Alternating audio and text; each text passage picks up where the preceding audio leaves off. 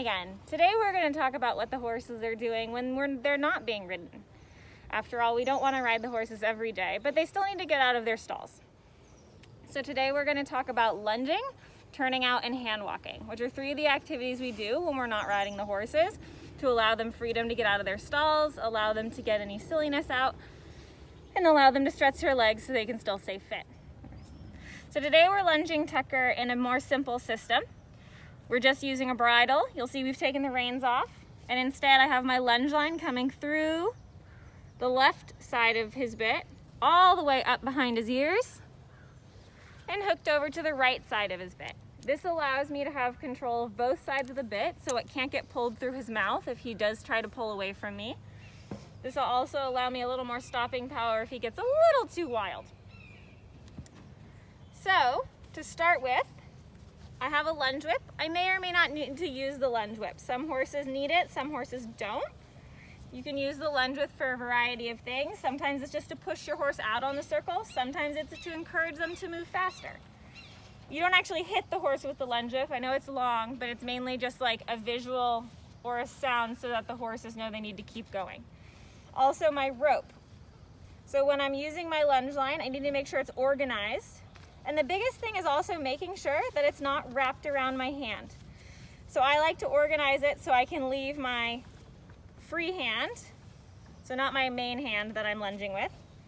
So that way if he pulls, I just open this hand and it'll feed right through my hand so it can't get wrapped around my hand. That's also really important, is not letting your lunge line get wrapped around your hand. But we'll start by adding Tucker out onto the circle. So I'm going to switch my whip into my right hand since we're going to the left.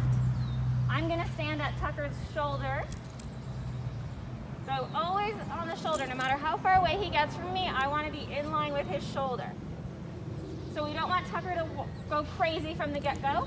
We want to encourage him just to walk away from me and out onto the circle. So here you'll see I might be using my whip a little bit, just to encourage him to go further out on the circle. Tucker, you gotta get away from me, buddy. There you go, so I'm bringing more space. Good. Now I'm gonna encourage Tucker to pick up a trot. Trot, Tucker. Good. Again, you'll see I'm in line. I can hold my stick right at his hip if I decide to use my lunge whip. I want it to be kind of in line with his hip, creating a V. However, if I'm not going to use my stick, which I don't normally need with Tucker, I tend to point my whip away from me. That way he doesn't accidentally think that I'm telling him to go faster when I'm not.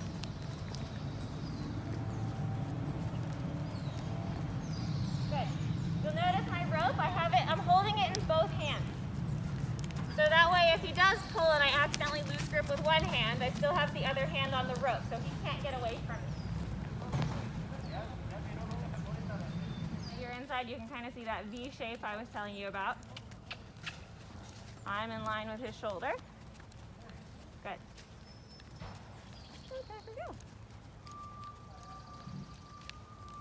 All right.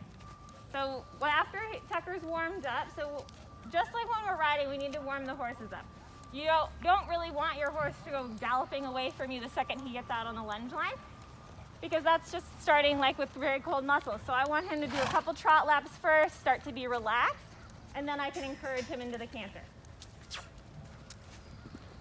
Okay, now that we've gone to the left, another important thing about lunging is you need to go both directions. It's not healthy for them to only do a circle one way. So what we're gonna do is I'm gonna take my stick, point it away from Tucker, and I'm going to need to change the bit to the other side. So I'm going to start by going to the other side, unsnapping. Now, I still have a point of contact here. Notice how I still have a hand on both sides of the rope, so he can't actually get away from me. Now what I am going to do, you're fine. So I'm going to take it and switch it to the other side. Because otherwise it'd be very awkward for me to be holding on to the left side of his bit if he's going to the right. Now same thing. Whenever you're switching sides, that's often when you're going to have your horse maybe potentially do something a little silly, which is why it's important to train your horses just to walk away from you and not run away from you. Good boy, Tucker. Good. And now we'll let him trot again. Again, encouraging him out on the circle. You can always increase the diameter of your circle by walking a bigger circle yourself. Now, something else really important you'll notice. Oh, there's Tucker. He just wants to canter. Since we warmed up on the other side, that's fine. If he wants to canter, he can canter. Biggest thing too you'll notice is I'm encouraging him away from me, but I'm also not letting my rope touch the ground. That's partly why I have the stick to encourage him away from me, is I don't want my rope to be on the ground, because what happens is then he can potentially put a leg through it. And we don't want that. So if he does get closer to me, I need to be able to rapidly shorten my rope in order to keep it off the ground. Sometimes you might see someone lift the rope, and it's just because they're trying to keep it off the ground and they haven't had a chance to shorten it yet.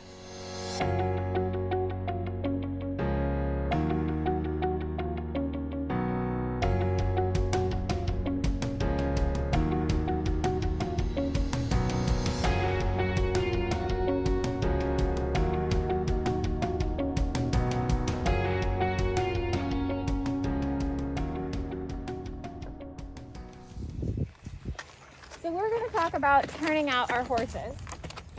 So to turn out, firstly, I want to make sure that Charlie's at my head. I don't want to be near his hind end, because if he's going to bust out and play, that's where I'm going to get hit. So I always want to stay at the front. Give him a pat. I'm going to undo his halter. And as I let it go, I'm going to step away, so that way I'm out of the way if he decides he needs to run and play. So I'm going to let him go, and step away, and walk out the door. And he's just going to have a grand old time.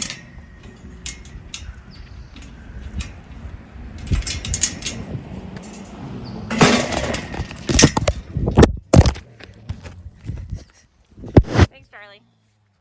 So another thing we do to exercise the horses is just hand walking. Kind of like you walk your dog. We just take the horse out on the property, walk them around, maybe let them get a couple nibbles of grass. It's just good for them to get out of their stall, stretch their legs. They need to get out of their stall daily or almost daily. So I'm going to stand at Spirit's shoulder. My right hand holds just below the buckle. Left hand holds the excess rope. I never want to wrap the rope around. Kelsey mentioned this while lunging. If Spirit were to pull or run, we don't want that to get trapped around our hand. So we just hold this just in a loop, and off we go. And I stay at his shoulder, and we go for a nice walk.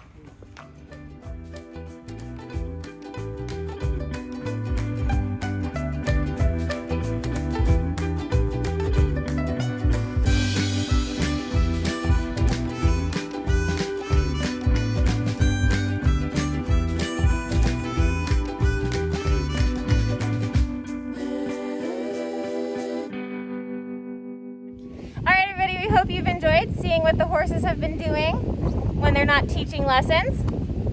We've enjoyed sharing it with you, and we'll be back next week with something different.